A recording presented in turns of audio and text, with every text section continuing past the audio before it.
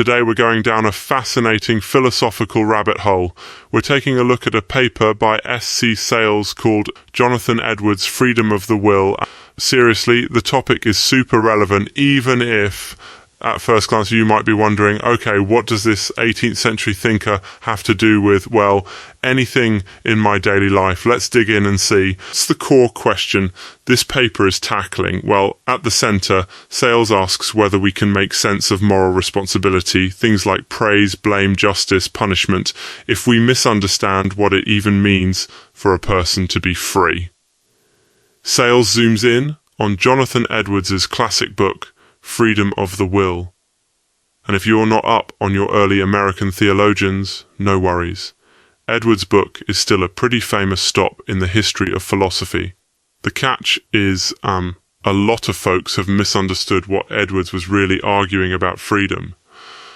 Why does this matter for you? Well, think about the way we talk about freedom and responsibility today. If someone does something wrong, we want to ask, could they have chosen otherwise?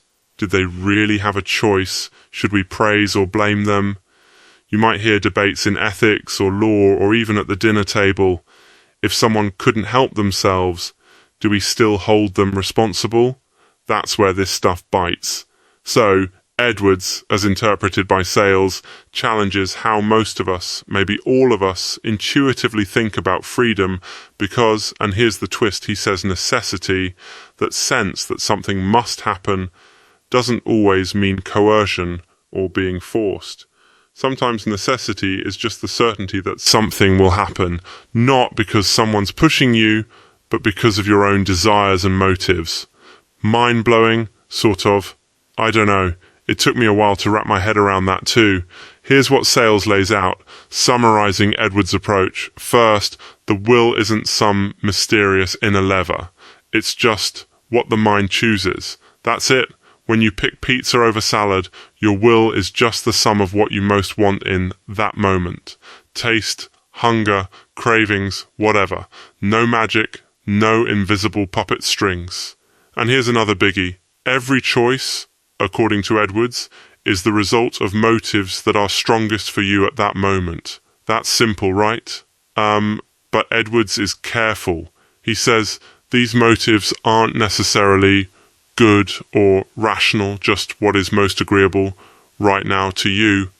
So, does that mean your choices are determined? Well, sort of, but not in a robotic way. Sayles points out that for Edwards, necessity can mean certainty without coercion. You act because of who you are, your desires, your character, everything swirling in your brain when you pick A over B. That's important because, as Sayles explains, Edwards warns against thinking freedom means total randomness, or that you can just jump out of character whenever you want. If every choice had no cause, then how could you call someone praiseworthy or blameworthy for what they choose? If randomness ruled our whole system of moral responsibility, well, it just kind of falls apart. Sayles is careful to explain that in the modern edition of Edwards' work, the editors made sure you get a cleaner translation, with clear commentary, so misunderstandings don't pile up. Super helpful if you've ever fallen asleep in a philosophy class, just from the language alone. So what does this mean for you, the listener? Well, Sayles wants us to see that these debates about freedom aren't just for old books. They come up in conversations about law, ethics, neuroscience even, like parenting. Do we blame people because they could have done otherwise, or because they truly acted from their own character and motives? It's not an easy question.